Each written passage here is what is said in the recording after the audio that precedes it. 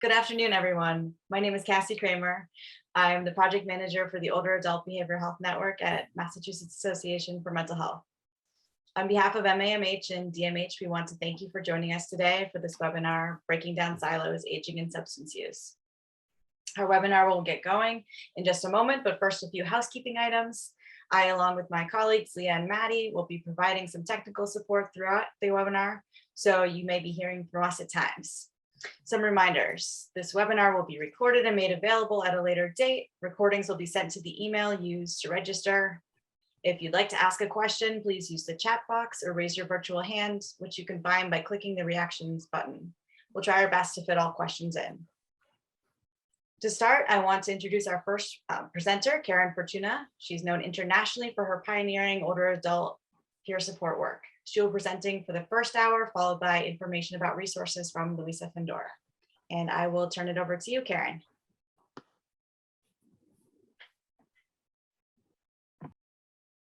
Great. Thanks so much for having me here today. Really excited to be sharing the latest scientific evidence around older adults and substance use. So just share our slides for today. And these slides were made possible by the Tufts Foundation. And the author of these slides are Jennifer Earth, myself, Louise, Carol, and Dana as well, Massachusetts Mental Health Association.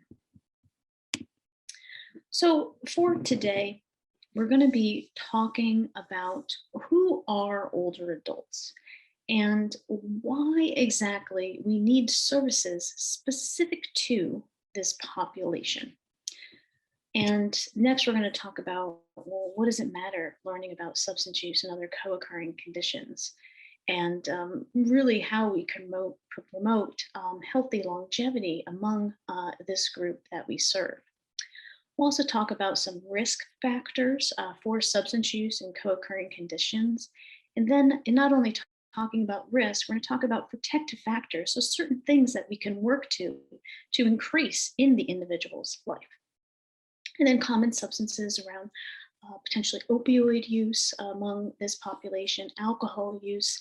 And then I'll describe the REACH model, which has been developed in partnership with the Massachusetts Association for Mental Health and the Tufts Health Plan Foundation. So you'll be able to enter a situation and use this model to inform what you do in certain types of situations. And I'm happy to share additional resources around this as well. So we really need just to quickly lay the groundwork among this group that we're talking about. So when we talk about co-occurring conditions, we're talking about having any mental health condition that happens at the same time of any type of substance use condition.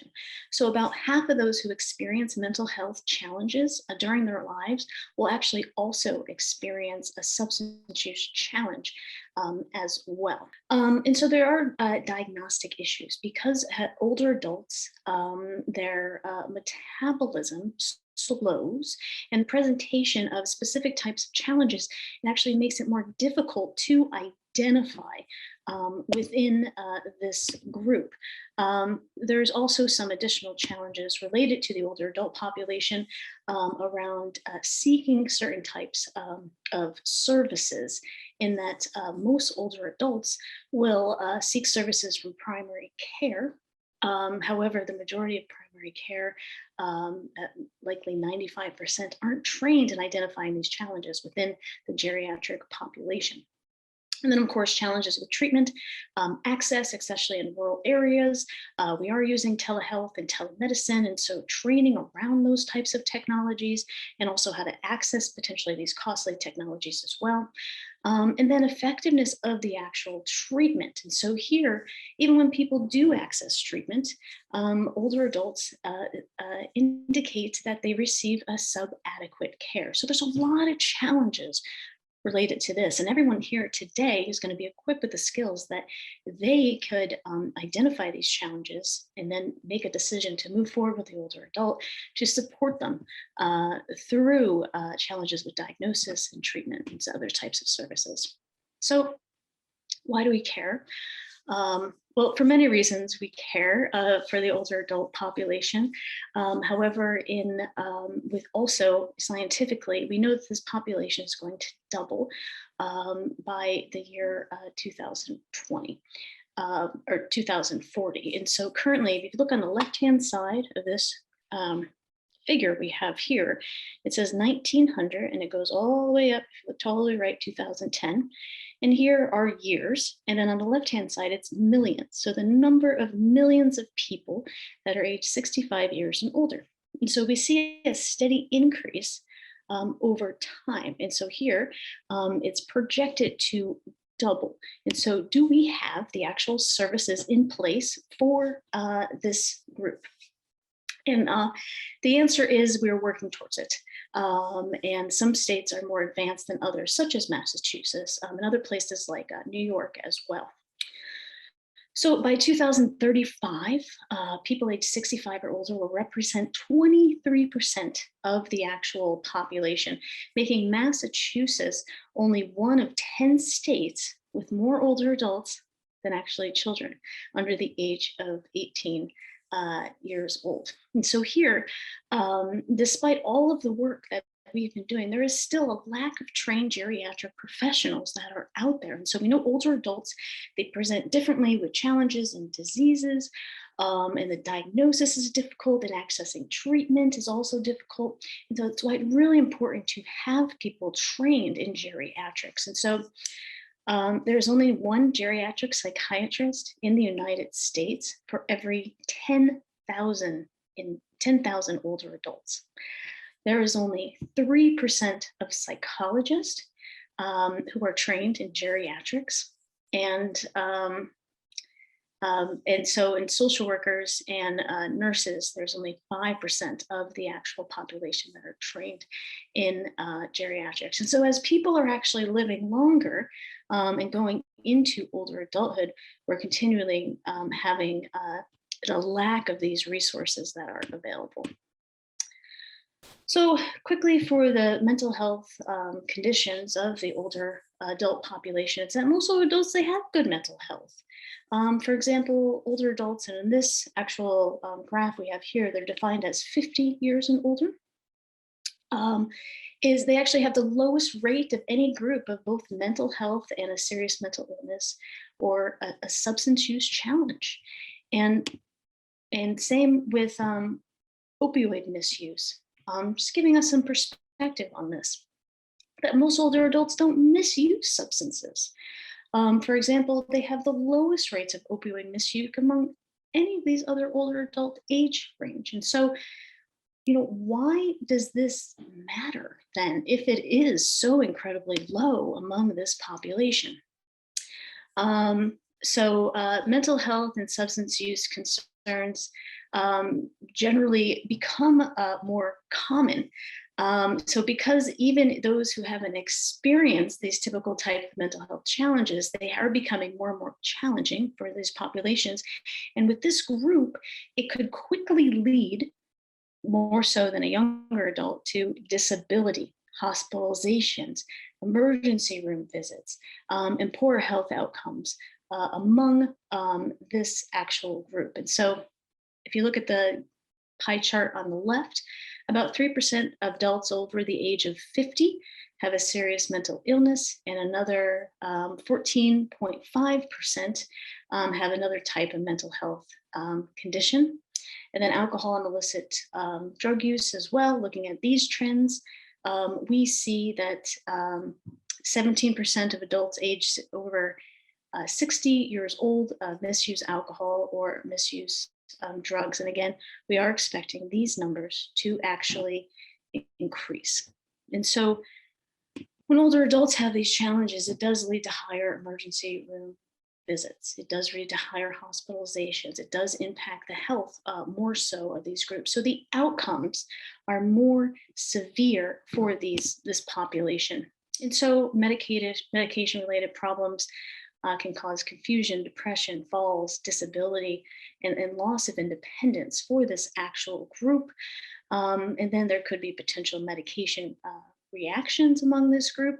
And we see here at the bottom, 2-point higher likelihood of having emergency room visit for adverse drug events. And older adults here, they're also more likely to have chronic health conditions. So we know with the population of people aged 65 years or older, on average, they have 3 chronic health conditions. And so, which could further complicate potential effects of substance use among this population. Again, leading to higher falls, confusion, delirium for this group. Also, using these substances is a risk factor for suicide among this group. There's accidental medication errors, which does happen among this population, among opioid misuse, in that accidentally taking too many or even not enough of these medications can produce these adverse outcomes. And then interactions between medication and alcohol. So as individuals age, the muscles in their body decrease, and then we have more fat in our body as we age as well. So it metabolizes very differently as you age. And so these interactions can produce very different outcomes among older adults who have specific recommendations around how many alcoholic drinks they should have each day compared to a younger population. And that also varies by gender as well. Again, another misuse of prescription drugs, untreated pain, harmful smoke, leading to risky behaviors, loneliness and social isolation, which we know produces biological effects in the body that exacerbate mental health and physical health challenges. And so the way in which older adults use substances, it may play a role in some of the challenges that they're potentially having in their life. And as I mentioned before, so even though the risks and concerns are discussed, they're well known. And many of the behavioral health conditions, they go undiagnosed. So more people are suffering than we actually know. And this could be for a number of different types of reasons among this group. So in addition to assumptions of the older adult population, of stereotypes potentially related to aging or ageism, behavioral health conditions, including substance use and co-occurring conditions, are really hard to identify because older adults may have a lot of different symptoms happening at once. And it's hard to delineate, well, what is it? If an individual is experiencing pain and reporting pain, is that because they have chronic pain, or is that because they are withdrawing from using a potential prescription medication? So how do we figure that out? And we'll talk about that we'll talk about how to figure that out and how to support other providers around us in helping them delineate this information as well, so we can start the proper services or treatment. So why do older adults use substances? If we have a chat, put it in the chat. Let me know. Why do we think older adults use substances? And I'll add some of our list here as well. And so older adults, there's nothing different among older adults, younger adults. People are using substances, many for the same reason. They want to feel better. And sometimes they're seeking relief from a physical pain, and sometimes maybe it's emotional pain or past trauma. And not all substances are inherently bad or risky. And so using pain medication as prescribed by a physician can improve quality of life. And in fact, it could be one of the biggest challenges related to older adult substance use is overcoming the stigma around using medications that can help them. So here we have why: pain, loneliness, past or current trauma. Real quick, we have a couple comments in the chat, and then one person has their hand raised. Sure. So Jackie, I can unmute you and you can ask your question.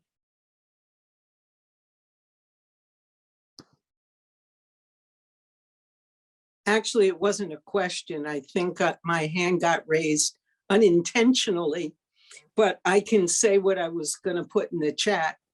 Please. And a lot of them may have used when they were younger, and they've continued using and have never developed the ability to manage without that use. And I love that you bring that up, because there are among specific groups of older adults, such as the baby boomers, individuals born between 1946 and 1964. They were the wild childs. They lived through the 60s. They actually have more risky behavior than other groups of older adults. And within this, we see suicidal attempts and completions higher among this group. And we also see higher use of substances as well among this specific group, likely due to a generational effect, in that there was a normalcy in 1946, 1964, among their growing up in their generation, that substances were normal to use. And so that's really the group that will see most of these challenges arising. And so most of the common problems around substance misuse are multiple prescriptions being prescribed at different doses by doctors. And so we know coordination of care is challenging at any age. And so maybe we go to one doctor and we get one prescription, we go to another doctor, we get another prescription, and it's confusing. It is very confusing. And especially if someone is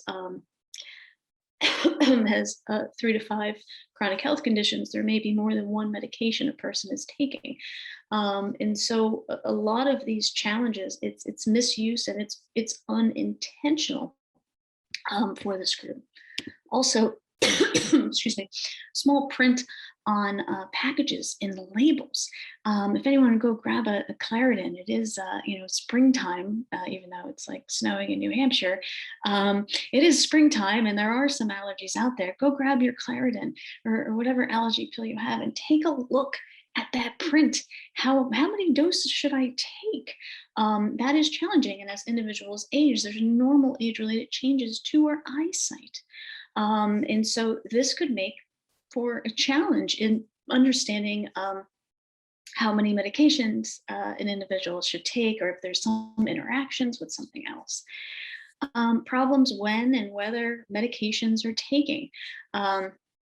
Again, older adults are going to take a higher number of pills. And so did I take this pill? Did I not? Having the medication tablets are very helpful for people.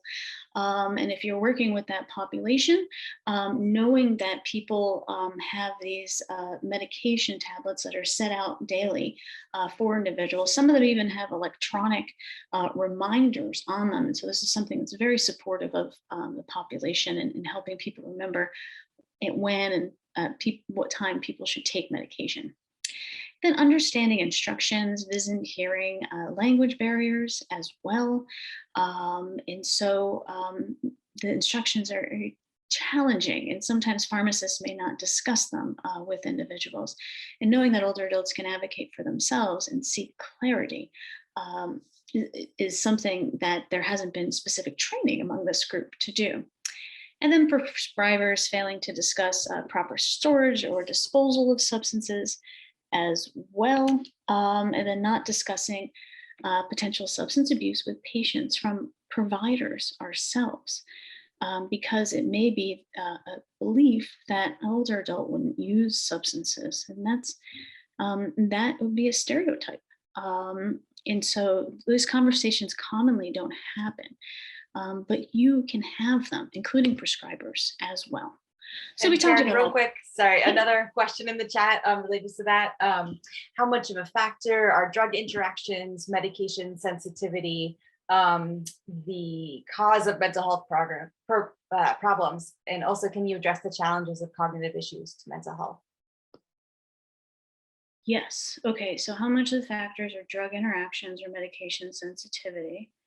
That's a good question, because the dosage of the actual medications for older adults is generally less because of the unique biology of an aging adult. And so there's some work being done around decision support and working with older adults about determining what the right dosage is. And so working with the prescriber to identify the right dose. And I'm not sure about being over medicated and the cause of mental health problems or challenges, but that's something I can look into and get back to individuals. And then challenges related to cognitive issues to mental health, which is really interesting because some of the medications that older adults may be taking actually slows the cognition of an older adult. And so this could potentially appear as dementia, but actually could be the medication producing the slower cognition in this group.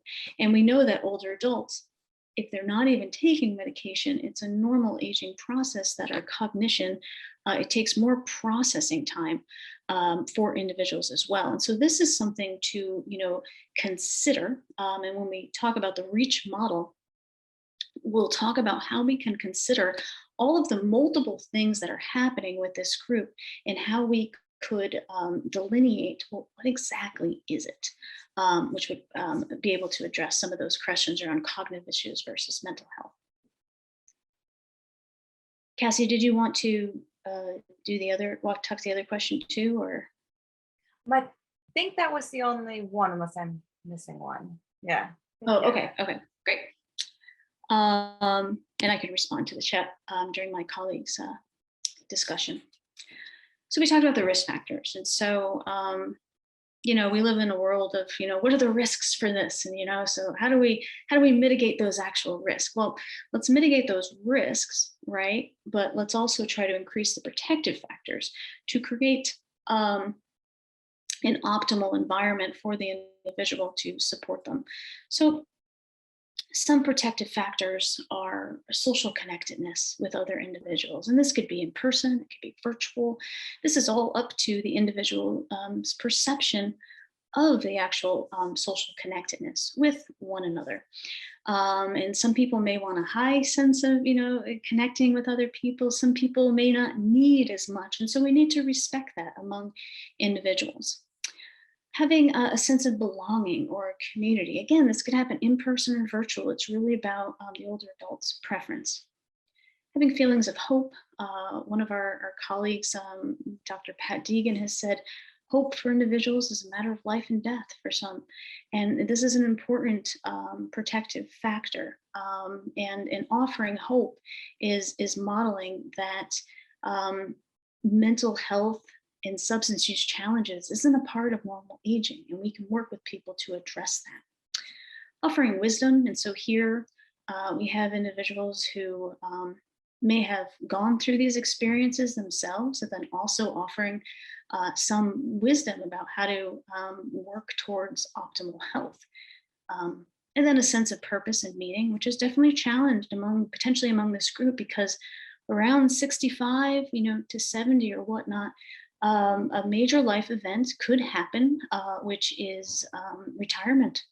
People may have feelings that they're either lost a sense of purpose or meaning because of retirement, or maybe they're, great grandparents or grandparents or whatnot too. And so it can actually increase those sense of purpose for individuals. And then having resilience around change. Then having a routine is also very, very important for protective factors. And so know too that, childhood trauma, and if we're not familiar with the ACEs study, I would highly recommend people learn about the Adverse Childhood Experiences study. And so this is a study that demonstrates that over time, the more adverse childhood experiences someone has, and these could be traumatic childhood experiences, psychological, physical, the worse outcomes that you get. And so some of the outcomes could be challenges around the development of an individual, social, emotional, cognitive development. People could engage in more unhealthy behaviors such as smoking, living a sedentary lifestyle, not exercising, higher levels of disease as well, and disability among this group, and then early death. We will see that as well. So childhood trauma affects us over the long run. It's not only in adolescence or young adulthood or adulthood. These are things that could persist over time. And so with this group, it's really important to understand trauma. So older adults who have had many of these challenges potentially throughout their entirety of their lifespan, this certain groups, such as the silent generation and this baby boomer generation, they may have had experience with a non-trauma informed system. So what that means is that these groups, silent generation and boomers, they may have interacted in the greatest generation with what were called, called involuntary hospitalizations, where there were a lot of involuntary medication use, strip searches, seclusions. I won't go into detail. And so knowing when we work with that population, there may be a higher disengagement towards actual treatment because of these potential historical traumas that they have experienced. And so these may have a higher reluctance to actually engage in services. And we can work with them to support them through potentially those traumas, and then also supporting and actually talking about mental health challenges too. And then we see millennials and Generation Z. This group has grown up with apps that could diagnose depression, could diagnose opioid use disorders. We can see it on TV that people are talking about these challenges more. And so people are more open to talking about these challenges rather than these other populations that we'll be working or have been working with. So let's see. Just want to go through some of the medications used to treat mental health conditions among this group. And this is just briefly some antipsychotics. And so the antipsychotics are the ones that slows an individual's processing. And so they may need more time to respond to questions, think about things as well. And then there's some antidepressants that individuals could be taking, and then anti-anxiety medications as well for these groups of individuals. And then these really typical antipsychotics, majority of individuals will experience side effects.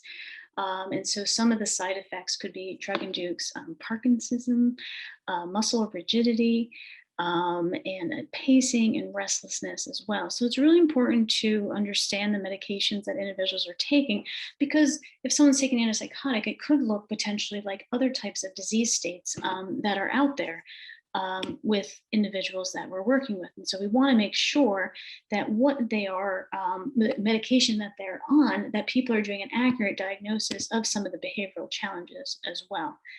So let's do a true or false with one. Use the chat for us. So we're going to talk about alcohol use in older adults. So here, true or false, tolerance to alcohol increases with age. Go ahead and use the chat and let us know. What do you think?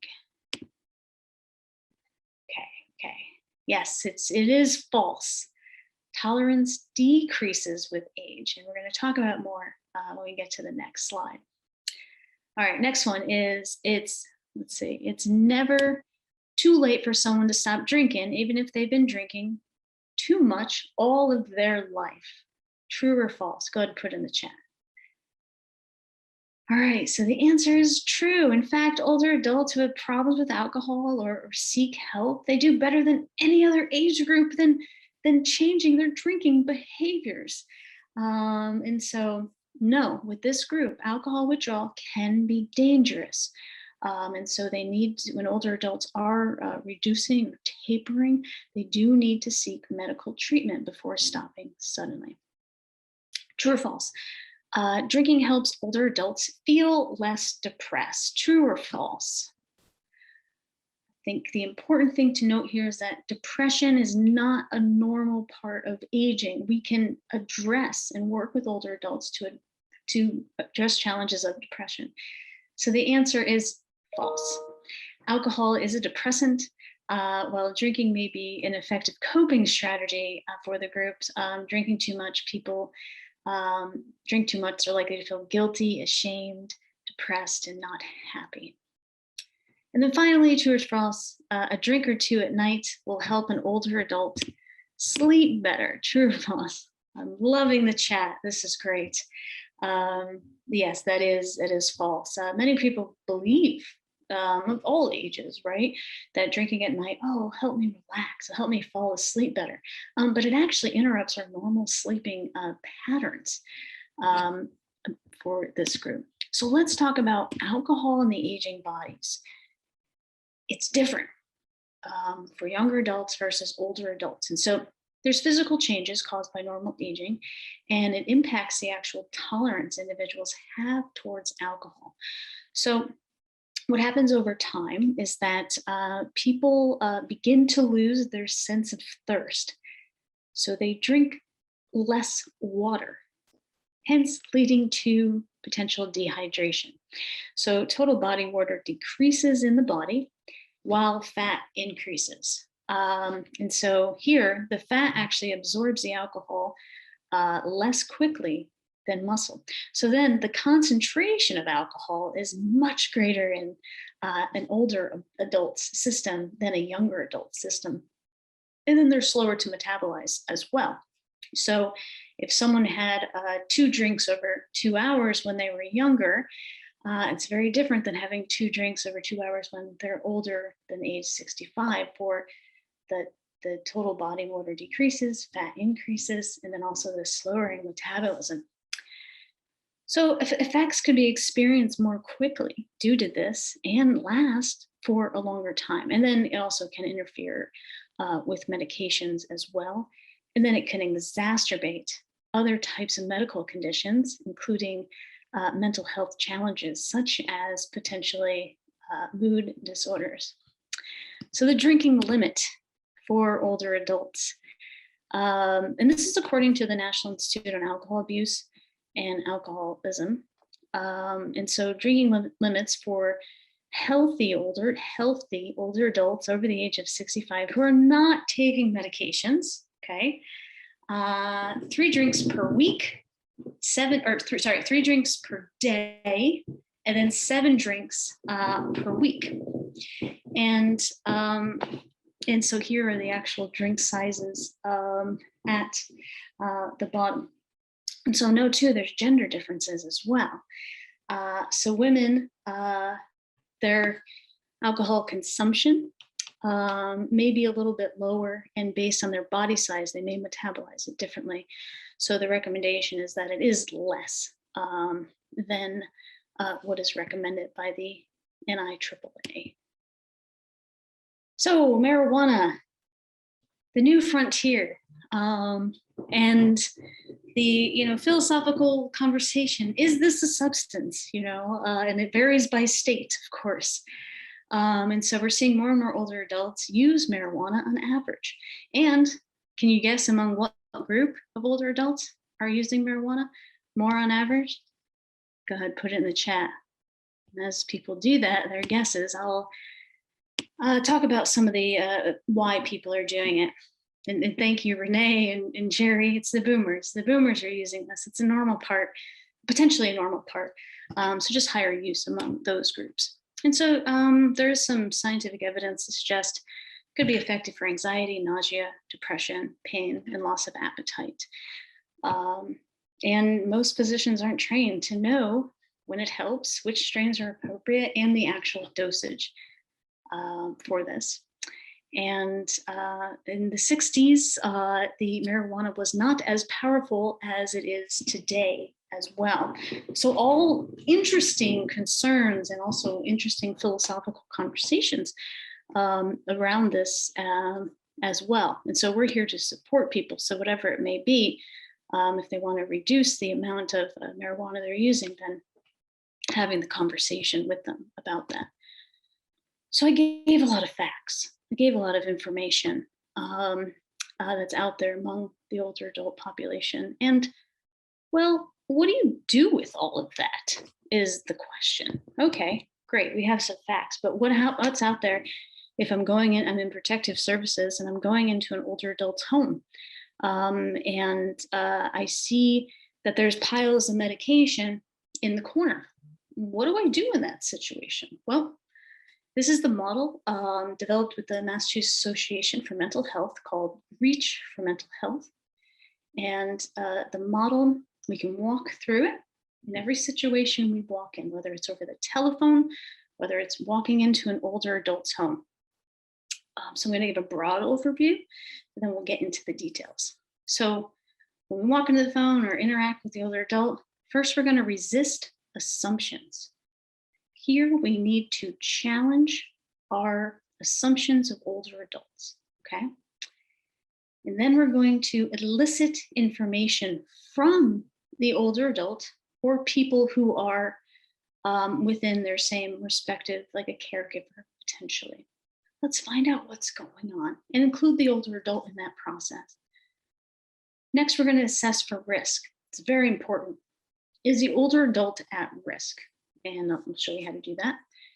And can we create safety around the older adult? And then how do we ask and offer additional help? So I think everyone's going to get these slides and recording. So you don't need to take notes unless you feel you need to. So here, we call this model REACH with older adults because it's essential that the older adults are part of this process. Has anyone ever gone into maybe a medical provider's office and the medical provider is talking to the caregiver and not the older adult that just had the exam, or maybe they've seen that on TV? Well, we want the older adult part of this process because they have information too. And if there are potential cognitive impairments or memory challenges as well, we can still seek information from them to have this clear picture. So we include older adults from this first step throughout the entirety of the process. And we try to integrate that healthcare model around shared decision-making, which is premised on the value that the patient or the clients are experts in the process, and defining and identifying the effective intervention for this group to direct them with their care is looking to the experts, and that is the older adult and the people that are offering care to them. So let's talk about assumptions. So the first is the R. It's easy to see that an older person, potentially you see them and they're losing their balance. Maybe they have a slurred speech. We could assume that the older adult potentially is using substances, especially if the person has a history of a mental health challenge, because we know 50% of people with a mental health challenge who are older adults have substance use challenges as well. So when we see this older adult losing balance and slurring, we could make an assumption that it is a substance use challenge. However, it could also be a physical health challenge as well. It could be an onset of some physical health challenge that the person is experiencing. Maybe it's multiple sclerosis at late life. It's attacking the nerves in the person's body. It could be that they didn't drink enough water that day and they're experiencing dehydration, because we know that people lose their sense of thirst as individuals age. So it could be so many different things. So here's how we look to address complexity of this population. So older adults, very different than younger adults. I think this is actually one of the most important things when working with older adults is this complexity and understanding this. And of course, you can use this table and share it too. So older adults, they will present, unlike younger adults, with different combinations of medical, neurological, psychological challenge that make it really complex for diagnosis and actual treatment. So this list we have here, it's not exhaustive. There are only examples in which certain symptoms could present as so many different things. So let's look at the falls one. So on the left-hand side, we have something that has happened or that the older adult has experienced. And so here, the older adult has fallen. And when we see that, we could see that, well, maybe it's a physical health challenge. Maybe it's a medication side effect. Maybe it's age-related muscle loss. Maybe it's potentially Parkinson's or Lewy body dementia. If it were a mental health challenge, it could be a medication side effect or an interaction. Substance use, maybe it's intoxication from the individual, or maybe it's actually an overdose or an interaction. So it could be so many different things. And here we need to resist the assumptions and know the ones that are in red indicate that they can actually belong in more than one column, making it more challenging for individuals. So first thing, we have to resist our assumptions and know that it could be a complexity of so many different things working with this group. Next, we're going to elicit information. And again, the importance of talking with the older adult and the people around them, if you have permission to speak with them as well. So when gathering information it really is going to inform and understand the issues that the older adults are challenged with. And when we do so, we do it in a way that is objective and in curiosity, not judgment among these groups. I'm sure everyone here knows that. So we can engage the person by asking questions, even observing their environment. Remember how I said you walk into an older adult's home and you see a pile of prescription medication, maybe 10, just laying out there. We might be able to observe. That is information to us. We could even be over a virtual call like this. And we see in the background that the older adults' shelves are empty. They're in their kitchen and their shelves are empty. They have no food. Elicit information from multiple places. You could be on the phone with the older adult and you hear someone else walk into the room and then all of a sudden the older adult starts whispering. That's information. What's going on in that situation? Maybe it's some kind of abuse that's happening in the household. So you will elicit every type of information that you can from multiple locations. See if you can talk to friends or family members, religious leaders, other healthcare workers who are supporting the older adult to help make a decision around what is actually happening here. So some signs of possible substance use or misuse, which could also fall into other categories, are anxiety, sleeping problems, failing to keep up with medical appointments, depressed mood, reoccurring accidents or falls. So here are some of the things that you can look out for in the individual. Problems remembering things, new or intense pain, and the list goes on and on. Problems with hygiene, lack of concentration. And now, no, there is a lot of stigma around substance use, whether it's legal substances or illegal substances. And so older adults, they may feel shame around talking about this, less so as younger adults are more talkative about these challenges that they occur. So in that, it's really important that if people aren't openly talking about these challenges, that we were able to assess the risk with and for the individual. So here, whether or not substance use or misuse is confirmed, assessing for risk is absolutely essential. It could save people's lives. So it's important to identify and address the immediate risks first among these groups, and then make a plan to minimize the longer term effects for the individual. So please know too that all your employers are going to have different policies around this, about how to report risk. And that, do you talk to your supervisor? Do you send an email? Who do you talk to? So just keep that in mind. So even if older adult substance use challenges doesn't raise to that level of risk, you can still work with the person to create as much safety as possible. And this is interesting. I was actually at an organization recently, and we saw this. We saw an opioid overdose actually happen. And we were not sure about what exactly it was that was causing someone to be unconscious and on the ground. And so this was, we found it was individuals were under the influence of prescription opioids, and a few signs and symptoms that you can look out for among this group, because these people, there was actually 2 people, and they were in a room with us, and it was normal, big group, and then they retreated to the bathroom, and then all of a sudden, these major signs show up. So someone's unconscious or unresponsive.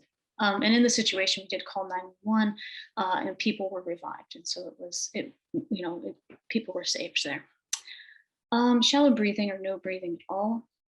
And you can pinpoint the pupils on the individual. And so just make sure you don't leave the person alone, and that you call 911 immediately. And so these are the major signs. So you're assessing the risk of an individual and knowing it's okay to call 911. Now, symptoms of withdrawal could also look like physical health challenges as well. So recognizing and being able to differentiate withdrawal from other underlying medical or psychiatric conditions like cardiac disorders or disorders around potentially diabetes, it can be difficult as the symptoms are going to be very, very similar among individuals. So it's important to ask older adults, have you stopped taking medication? Have you stopped using alcohol, or have you stopped using drugs? Because these withdrawal symptoms could lead to life or death. And so here you can also look for things around us: empty pill bottles, disorganized pill boxes. All of these things will give us great information. And then withdrawal from alcohol, benzodiazepines, or opioids may require medical management, and usually is managed with supportive care. So these are the things to look out for. And then assessing fall risks as well. So here we're also assessing risks, and these are the major ones. 33% of older adults fall in the course of a year. What's really dangerous about a fall from an older adult is that as we age, our muscle density weakens, and our bone density weakens rather, in addition to muscles as well. So if an individual falls, high likelihood of having a break or a fracture in a person's body that could lead to a fatal injury for individuals. It's very different than a 3-year-old falling that doesn't have the same challenges with bone density.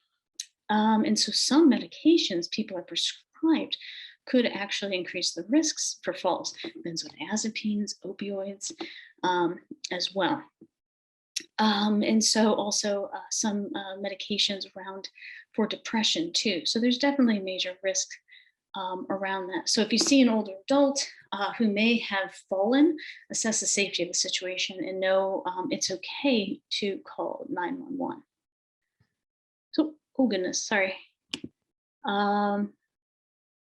And then we're at the C of the model. Okay, C, creating safety. So the goal of this step is, so once we've assessed the risks resulting from a substance use or co-occurring disorder, we're going to work collaboratively with older adults to create safety for them in their environment as much as possible. So we can encourage the minimization of risks of drug interactions. One thing you can do is work with the older adult and family member so they can talk to their doctor about what's the name of the medications people are taking, why people are actually taking it. There's some excellent apps out there that can track medication use for individuals. And it's really information in informing people who are in the older adult's life and themselves about medication interactions and how to address them. Could this medication affect my brain function? How can I safely use this medication? So these are all great questions you can share with an older adult to support them. And then here we do have apps as well that are also available to help people track medication, and caregivers can use this app. And there's also in other areas around some technologies that if a person takes an actual medicine, it's actually sent to the caregiver saying that they're taking the medication. That's an incorporation of nanotechnology, but it may not be acceptable for the older adult population. So reducing falls, we follow CDC guidelines about doing a walkthrough and a safety assessment for individuals, ensuring the environment is set up to mitigate falls. And our local ASAPs in Massachusetts have access to these CDC fall assessments. We can also ask individuals about their last eye checkup and discuss current health conditions, and then also move around the room as much as we can. And so if you see people holding onto walls and stuff too, or having difficulty walking, may need some support within the actual home. And in Massachusetts and all other states too, there is the State Assisted Technology Act, where it provides free assistive technologies for individuals to help them get around the home, and many other things as well. I'm happy to provide that resource in the chat if of interest. And then harm reduction with this group. And so when people make progress on these harm reduction goals, they often become motivated to change substance use challenges. And so before people are completely ready to stop using substances, they may be willing to take some smaller steps to offset some of these harmful challenges among individuals who are using substances. And help, ask for it, offer it of other people. So part of the REACH model, we want you to know that you are not alone out there. There are teams. We are here a team and very available to help support one another. So this could even be part of the first goal, is to ask for help. And we're actually the second presenter here today will help support additional resources that we all have access to. And so reasons for older adults who may not want to ask for help. There is this generational effect, right? Older adult populations, they didn't talk about mental health. There may be more shame associated with substance use challenges. And so we know that, and we can support them through that process. That's why it's so important to be non-judgmental with this group. Stigma against mental health services or social services or taking certain medications as well. Older adults were not able to have an app or, an Amazon Alexa that could diagnose depression. It wasn't something that was talked about until more recent generations. Shame, suspicion, or fear around making these changes as well. What about financial constraints too, and offer in seeking these types of services? And potentially some mental health issues could also impact an individual's ability to offer or request help, such as potential paranoia, memory loss, and depression as well. And then lack of information about what services are available for individuals. And so here, just want to share the Massachusetts network of care, where individuals can find resources in Massachusetts to support other individuals. So I'm just going to pause for a moment and thank everyone, and please put some questions in the chat. And as my colleague who is presenting as well, I'm happy to respond to questions in the chat, or if we have time for questions at the end. So thank you, everyone.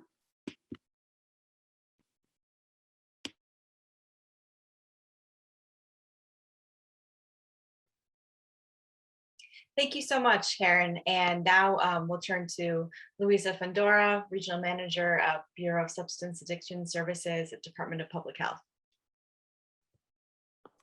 Good afternoon.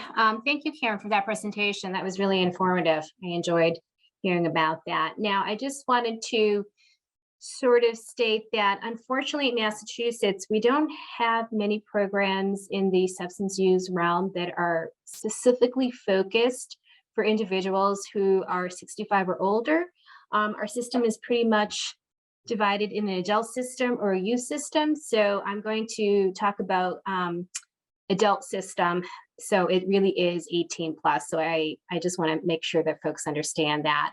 There's a lot of slides as well. When I do presentations, I like to present the overview of the work that BSAS does.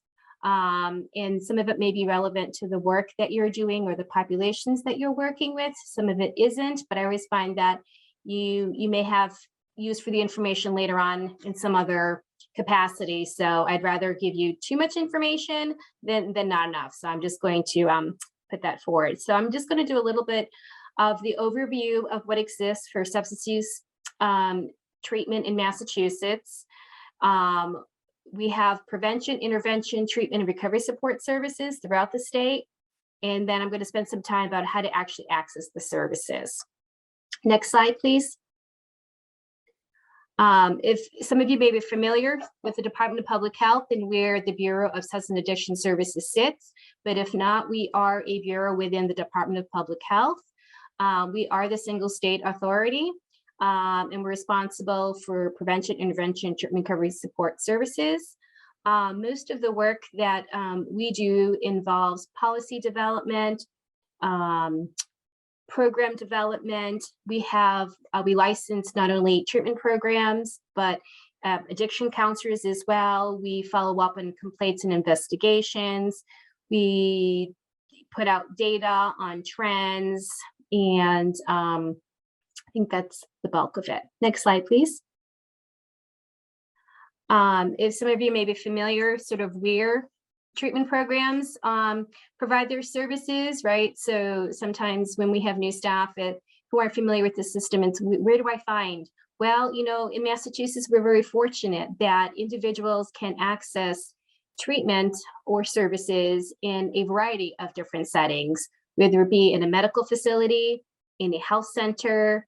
There are some initiatives that we're funding that are tied to faith-based communities, and then school-based services as well.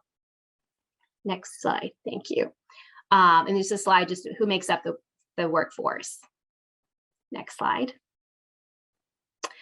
So I always like to ensure that although, you know, I was asked to talk about treatment resources, not everyone is ready to engage in treatment when they need it, right? So there are many other initiatives that exist. We partner with the Office of HIV/AIDS and other departments within DPH to provide services to individuals who are still using substances, right?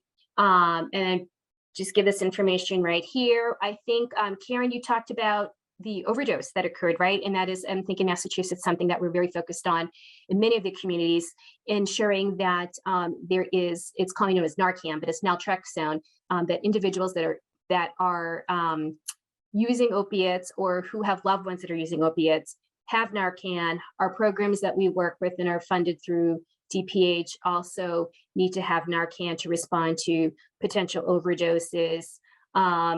I didn't put it in here, but I should have, but Narcan is also available through a pharmacy benefit here in Massachusetts. So individuals who are looking to access Narcan either for themselves or a loved one can actually get it at a pharmacy. Next slide, please. And there's some other initiatives that we are engaged with and fund related to individuals who are using substances. Next slide.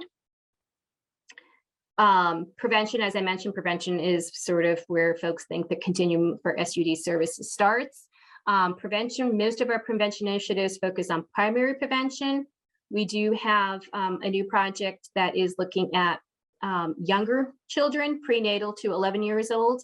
And then most of the prevention efforts that we fund are coalition or organization based. Next slide, please. If I'm talking too fast, someone raise your hand, let me know, because I do have that fault and I apologize. Intervention. So some of you may have heard of SBIRT, screening, brief intervention, referral to treatment. This happens in hospitals, primary care, clinics, behavioral health settings, schools. And now many schools, they have to do the SBIRT. If you have children that are school age in certain grades, they'll get a notice saying you can opt in, opt out. But the SBIRT is a common use screening tool to, it doesn't assess, it really is just screen to see whether or not someone has the potential to need treatment. And then the other intervention programs we have are tied into family services and come out of our Office of Youth and Young Adults that work with families, youth, and young adults. Next slide.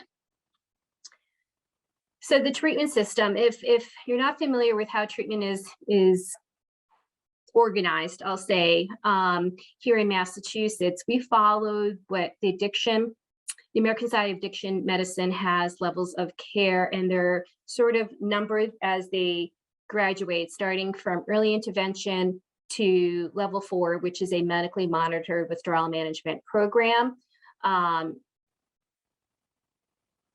Next slide, please. Sorry. With level 1 being outpatient programs, clinically managed residential programs, medically monitored intensive withdrawal is really detox, right? So folks who have been in social services, this is when we talk about detox, it's the 3.7s and the 4s. And I just wanted to mention that, so for older adults who do have comorbid, either mental health, substance use, and many times physical diagnoses, many times the appropriate, if they do need withdrawal management, the level 4s are the places that have hired their staff by physicians 24/7, and they have more medical staff to appropriately meet the needs of older adults. And the level 4s also have contracts with Medicare. So if any individual that needs services and has Medicare, that would be the appropriate place for someone who needs detox. And I'll get more into sort of how to access that treatment. So in Massachusetts, we're very lucky that we have a pretty wide range of inpatient services. As I mentioned, these services may not be what someone who's older is looking for if they have their own home or are living in a assisted living development, something like that. But there are still many individuals who are appropriate and would need inpatient services. So as I mentioned, the level 4s are the medically managed programs that have more medical staff and can meet the needs of individuals with higher either medical, psychiatric, or substance use. The 3.7s are medically monitored, so they are run by nurses with medical directors who sort of oversee the process. And then we have stabilization programs that are known sort of as step-down programs.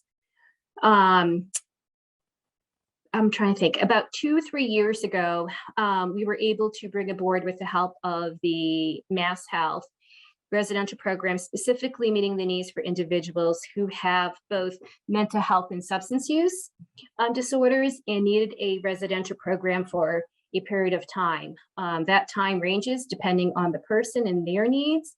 Those programs operate between 3 and 9 months. And those are the COE, stands for co-occurring enhanced residential programs.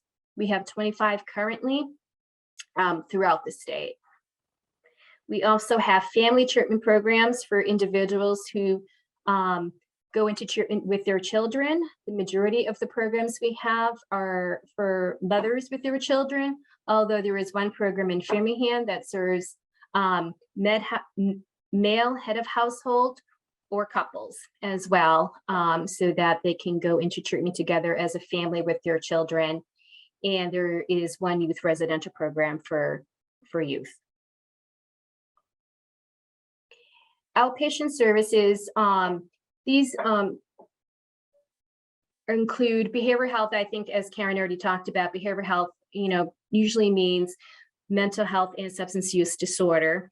These services can include counseling that happens once a week, every other week, can be day treatment IOP where individuals go for a certain number of hours, 3 to 4 days a week, if that's the need for the individual. Many of our outpatient programs are also providing medication for either opioid use disorder or alcohol use disorder. Medications that are commonly prescribed in the outpatient programs here in Massachusetts is Suboxone, Sublocade, Vivitrol, for individuals with either of those diagnoses.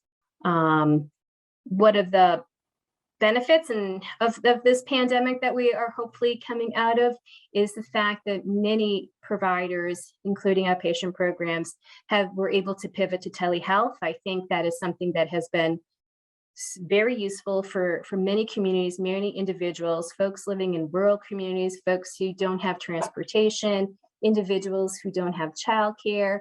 I'm thinking with the older adults who they may or may not be driving, may have to rely on someone to take them to appointments. So telehealth really has been something that has assisted many individuals who have not been able to access the services they may have needed due to some of those challenges.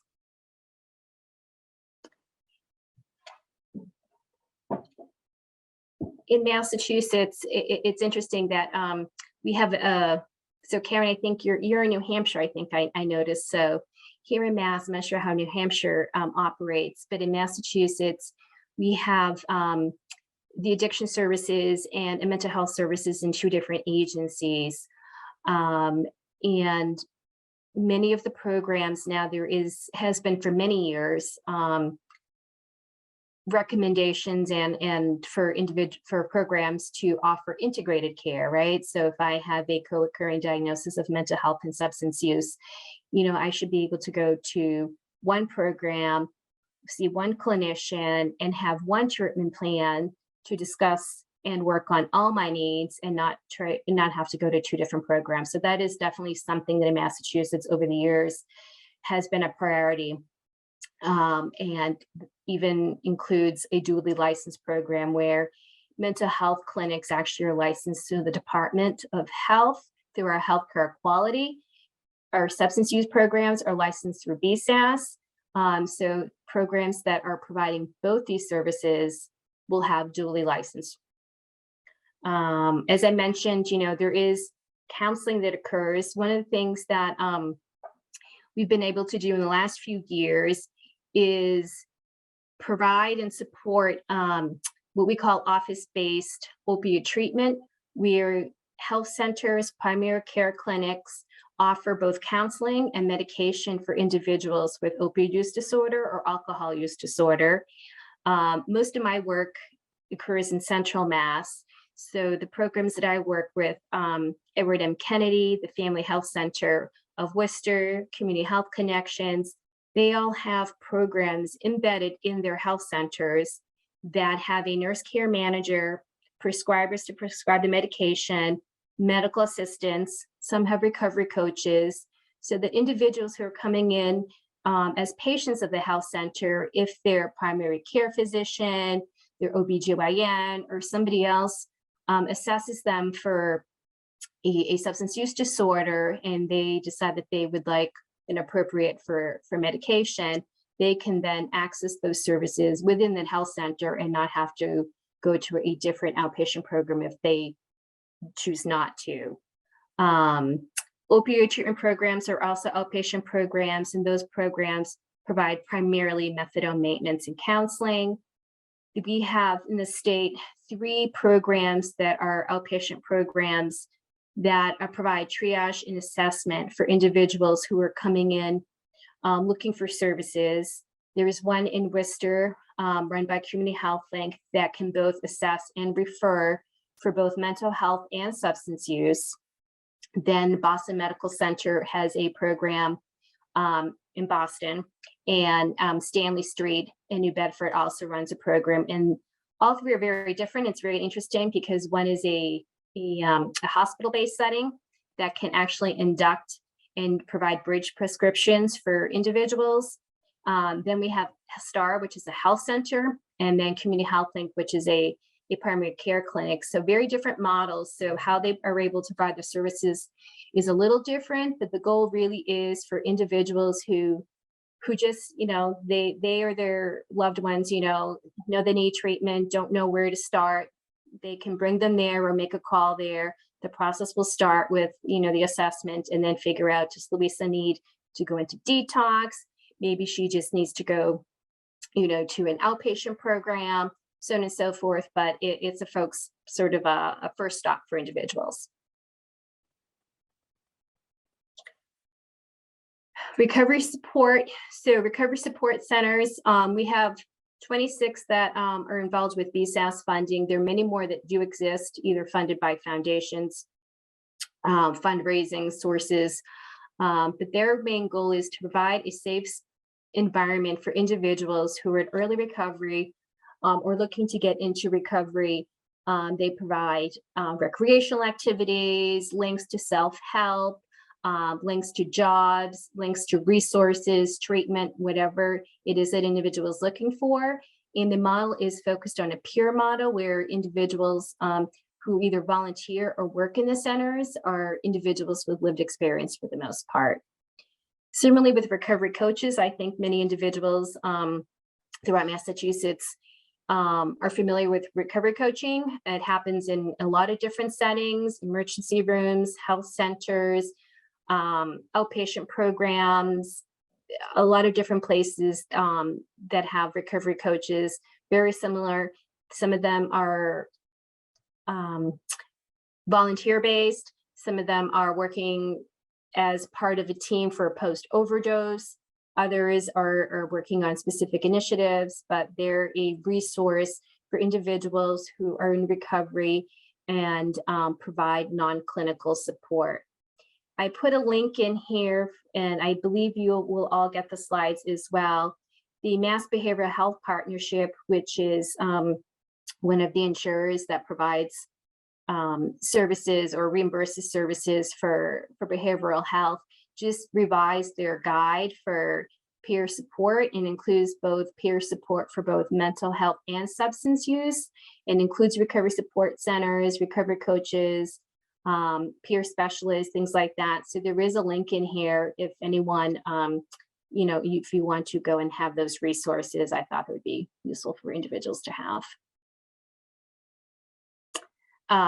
Sober houses, many individuals are familiar with sober housing. Basically, sober houses are in place where individuals will go in the premises that folks are not drinking or using while living in these homes. Just to let folks know, we BSAS do not oversee sober housing. We don't license sober housing. There is an agency called MASH, Mass Alliance for Sober Housing, that is responsible for providing training and certification after a law was passed in 2014 in Massachusetts to require this. And the law also requires, although sober houses choose to be voluntary, it's a voluntary certification, but the law that was passed also requires any state agency to only refer to individuals who have a certification from the Mass Alliance for Sober Housing. So BSAS doesn't fund housing per se, so that's why we didn't get involved with the sober house piece of it. But what we do provide is we do provide case management and supportive services for individuals living in other types of either congregate or scattered site housing. These services tend to be, are we able to look on the MASH website? Yeah, sorry, I'm reading that the chat, it just popped up. So the MASH Sober House, yes, there is a database. So they are responsible for not only providing the training and certification, but I don't know if you want to go back a slide. Maybe I can, do I have time to show people? Okay, I wonder if this will work. Oh, I can't click on the link, can I?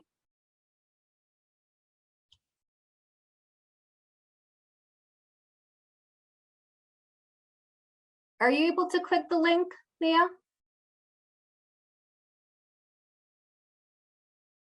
Oh, maybe not. Yes, so to answer your question, I'm sorry. You were able to search by city, and it will show you all the houses and programs that do have certification.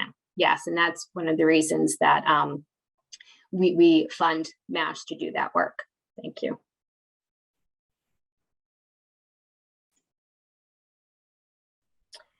Supportive case management, so I mentioned, it's not treatment, it's not licensed. It really is to ensure that individuals living in a number of different settings have supportive services, and they will be in different stages of recovery as well. There's low threshold housing, there is housing for individuals who are not in recovery, and there's also housing for folks who are in recovery. So there really is a range, but all of them have supportive services, case management, so on and so forth attached to them. This is an exciting initiative that we have been able to engage in with funding that we have through this state opioid response, which is federal funding, which allows us to do some creative and innovative pilots. One of the pilots that we're currently doing, it involves long-term care facilities and skilled nursing facilities. There were a number of facilities that have come to BSAS stating the fact that they would like some support engaging with individuals who are using substances or possibly in early recovery that they did not have the capacity to serve, or their staff were not trained to provide services for. So it's sort of a two-part process where the first part is working with the Bureau of Healthcare Safety and Quality, which licenses and oversees nursing homes and skilled nursing facilities in Massachusetts, and BSAS, and a vendor to provide training materials for the skilled nursing facilities and long-term care facilities on substance use, what is an opioid use disorder, what are the medications used for opioid use disorder, so on and so forth. Yes, and then so one of the first steps is that there are a number of documents and training materials that were created specifically for the workforce that is working with these individuals.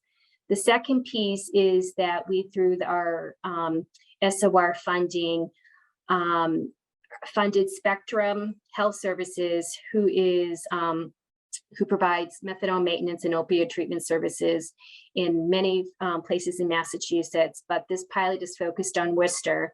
They're working with 3 Worcester facilities, Worcester Rehab, Parsons Hill, and I forget the third one, I apologize.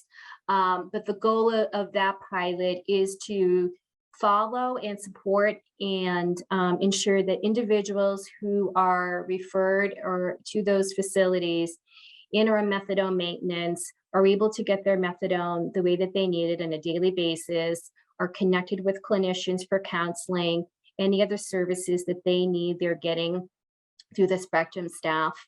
And that is something that we hope to continue and hopefully expand throughout the state, because unfortunately, there are more and more individuals that are in those facilities that still need substance use treatment.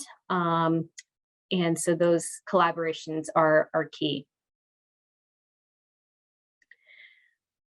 How to find treatment. Okay, so hopefully this is not, the Massachusetts Substance Use Helpline is something you've seen before. Once upon a time, there were a lot of, oh yeah, if you could do that, that'd be great. Were you gonna, can you click? You can't click? I can click. I'll just have to share my screen differently if you wanted to go to the website. Yeah, if you could do that, that'd be great. Yeah. So the Massachusetts Substance Use Helpline, ooh, I'm really big right now, has 2 pieces to it. It has an online database where you can search, okay, search for treatment.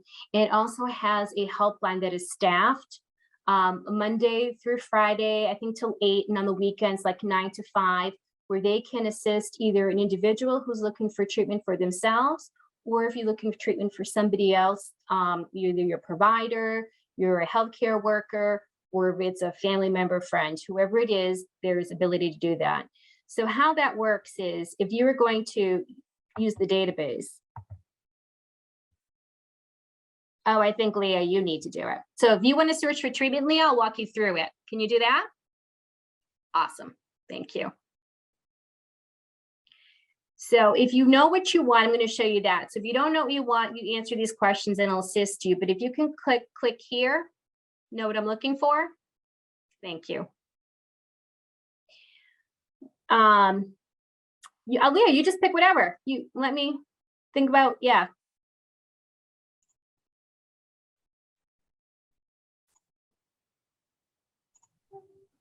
Here we go. You can search by town, yeah. How far you're able to go.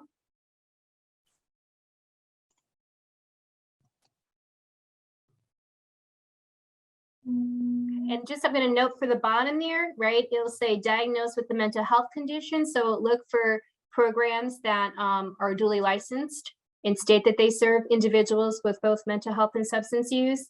Or if someone's in need of nursing care, it'll flag those programs who in their profile includes that information. And BSAS funded programs. So individuals, so BSAS, one of our roles is we provide funding for programs that we contract with for individuals who do not have insurance or who where there is not a benefit for that insurance. So if you are working with someone who does not have insurance, you would click that button and it'll show you the programs that have contracts with to get paid for those services. Go ahead, Leah.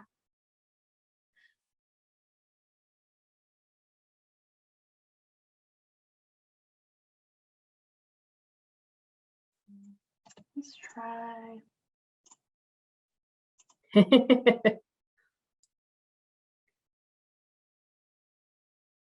Maybe.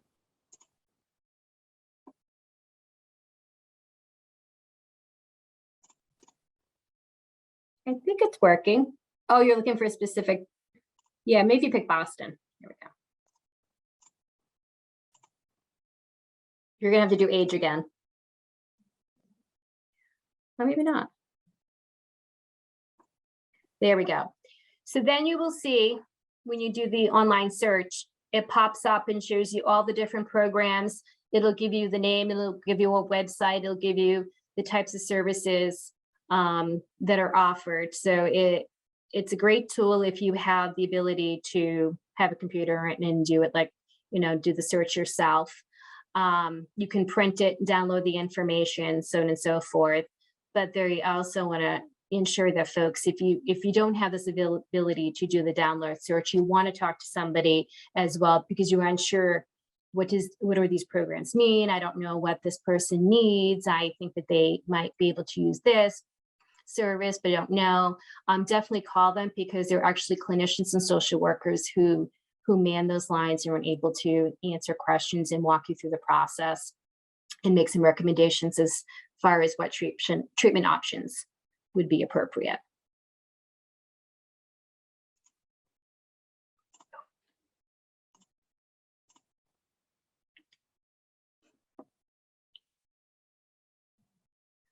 Just some tips about getting to treatment. Unfortunately, many individuals will find with inpatient programs or residential programs that there isn't always a bed available when they're making that phone call. Sometimes you do have to go on a wait list or call a number of different programs. It is challenging, it is frustrating, but unfortunately, timing is not always on your side. Next slide. The other tool that exists is what's known as MABA, the Mass Behavioral Health Access Tool. This is run by the Mass Behavioral Health Partnership, and the helpline actually works along with MABA in order to find availability. So if you were to call the helpline and ask for a detox bed in Western Mass, you'd be using this tool as well. It's organized by youth and family services, substance use disorder services, and mental health services. So you would go in and search very similar to the other search we just did, but this will actually show you whether there are any beds available for the specific service that you are looking for. So for detox beds, detox programs are required to report 3 times a day their bed availability. So if I'm running a detox in Worcester, my staff report into this database at 7 o'clock. They can pick the times, but at 7 o'clock, this is how many beds I have available. We discharge 5 patients. At 3 o'clock, I have this many beds available. And then 11 o'clock, this many beds available. So the goal is to ensure that folks who are looking for treatment are able to have an understanding of what beds are available. So if I know there are no beds available, I probably won't make a phone call to that program. I see this program does have 5 beds. I have a better chance of getting in right there. So that's the goal for that. For residential programs, it's asterisk just because that as of March 1st, they've started using this tool. So it's pretty, residential capacity hasn't been on this database. It now is.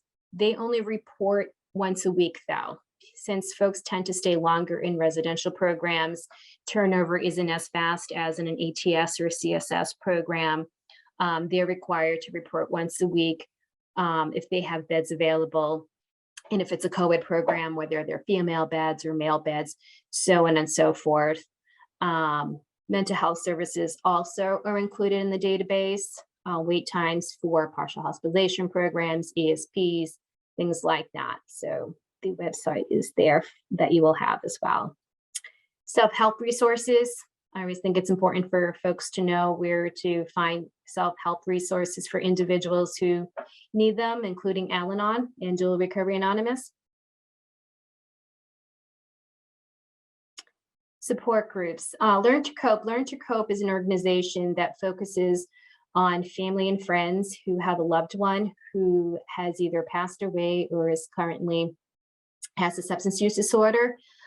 They've grown their agency to include a lot of different types of peer groups, such as a sibling group, Still Learning, Still Coping, and a group in Spanish. It is a great, great resource if you have any individuals that have family members who have a loved one, friend, family, who is struggling or who has lost someone to substance use. Grandparent support, not quite where I think what you're looking for substance use resources, but I encountered this a lot sometimes when I talk to programs where many grandparents are raising children for a lot of different reasons. Some of them do have to do with the child not being able to live with their biological parents. And sometimes, unfortunately, if the parent has passed away as well. So just want to make sure folks know that there are grandparent support groups that exist. I came across this. So SAMHSA is the, I forget what SAMHSA. Service Administration for Mental Health and Substance Abuse, or Substance Abuse Mental Health Service Administration. Sorry, I said that backwards. But they are the federal agency that guides all the work that BSAS does and also provides funding for a lot of our resources. They actually have an upcoming annual Older Adult Mental Health Awareness Day that I thought was really interesting, so that individuals who are participants on this panel or webinar might also be interested. Some of the topics are trauma-informed care, navigating resources, alcohol, cannabis, and opioid use, understanding preventing suicide. So a lot of the topics that Karen actually was talking about in her presentation looks like they'll be presented as well. And there is a link if anyone's interested in signing up embedded as well. The clearinghouse. So the clearinghouse is you're able to get materials if you're looking to have materials either to bring to homes that you're going to, if you're a caregiver that goes into anyone's homes, if you're working with family members and want to give them any materials. The materials come in a number of different languages. You can either download them, you can create an account and order the materials, and they'll be sent to you. And I think there are two that I found that relate to older adults is relating to drinking, medications and alcohol. So interestingly, all the topics that Karen also was talking about as well. So if you need actual hard copies, please create an account. And they have not just information on substance use, it's a lot of different information on health topics that they have that you can order information. So if you're not familiar with the clearinghouse, it's a great resource. And like I said, it's all free. And just a list of different resources that we've gone through just in a one-pager. And I think that's it. Thank you for listening to me. And I'm sorry, it was a lot of slides, not necessarily dedicated to older adults. I apologize, but hopefully some of the information could be useful at some point. Thank you.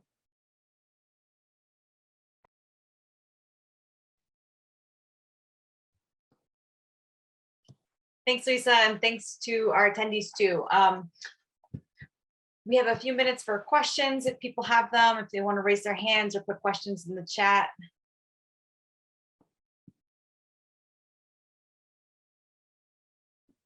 I just want to say what a fabulous list of resources that are available out there.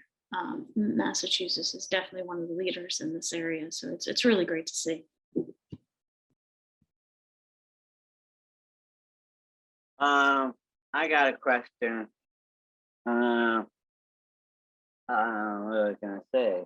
I see that there's a lot of stuff to help people with disability and housing and all that. I have a disability and I'm on the disability board for like that and another one 8 something. And the question is, people that with drugs and don't take the drug, if they having trouble writing things down, do someone help them to write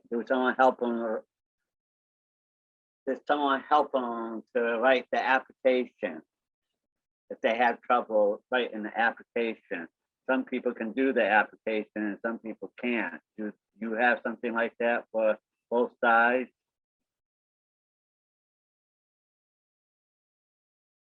Well, I would say oh, go ahead, Cassie. I would say one resource is contacting your local aging information center or senior center, both of which have social workers that often help people with applications and that sort of thing. okay. I was just wondering if you guys do it. What is very interesting when you're people with does have disability, mostly like in the 60s, some people are born with it and they were taken, when I was a kid, they wanted us to take medicine to, if you're high function, low function, that some of the side effects that you could be addicted to it. And that is really true. It's really interesting how when you have a disability and then you're on medicine and then it shows up and then you're addicted to it. I'm glad you guys are talking about that, because there's all different reasons why people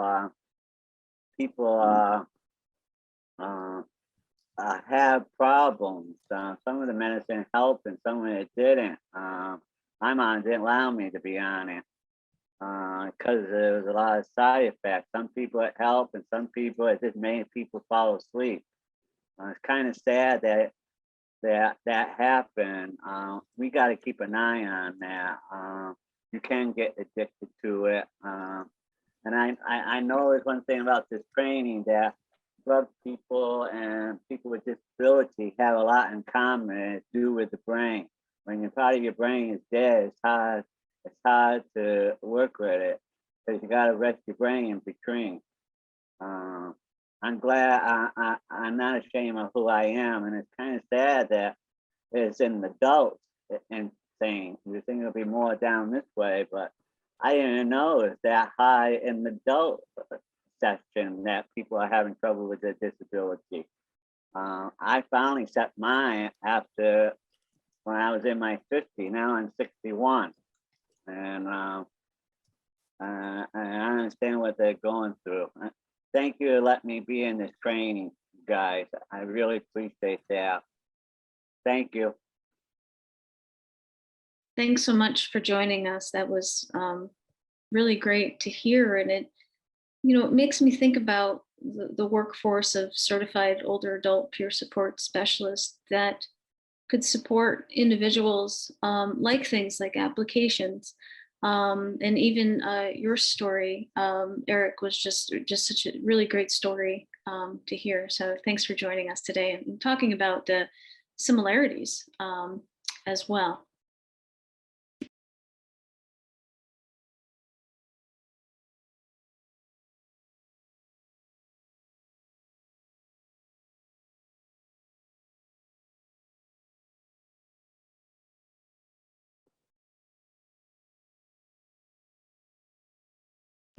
So Cassie, I'm happy to offer my email if anyone wants to follow up afterwards. And we may have some additional resources around the REACH training. And so I can send those as well. And maybe we can send them out to participants if that was of interest. Absolutely. And I know, speaking of peer support, you do have an upcoming older adult peer specialist training. So we can send information out about that for anyone who's interested. Thanks to both the presenters and attendees for coming. Be on the lookout. Save the date for our next training, April 29th. It's our final training in the series with DMH on reframing aging, ways of understanding ageism and how that impacts people's wellness and ways we can be an agent for change. And hope you have a great rest of the day. Keep out. You'll be receiving an email in the next week or two with a recording of today's webinar and materials. Thanks so much for coming.